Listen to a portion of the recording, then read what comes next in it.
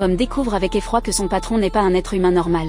Et ce qui est encore plus terrifiant, c'est qu'à chaque fois qu'il monte les escaliers, il est pris de panique. Il ne peut se déplacer qu'avec l'aide d'une femme. En voyant que tout le premier étage est fait de verre, il envisage de tuer son patron. Il suffirait de le faire tomber du premier étage, pour prouver s'il est humain ou non. Alors John décide de faire une expérience, pour déterminer quelle force est nécessaire pour briser le verre. Pendant qu'il travaille, son patron apparaît soudainement derrière lui.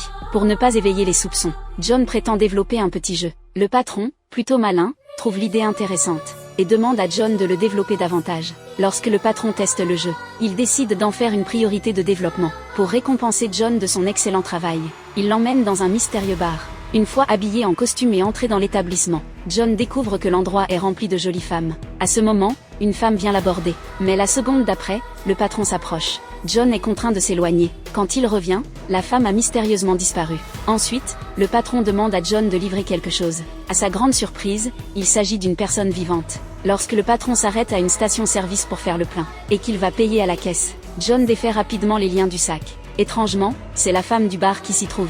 John la libère aussitôt. En voyant cela, le patron abandonne John à la station-service. Pour vérifier ses soupçons, John retourne au bar de la veille. Mais à sa stupéfaction, l'endroit animé de la veille s'est transformé aujourd'hui en simple bureau.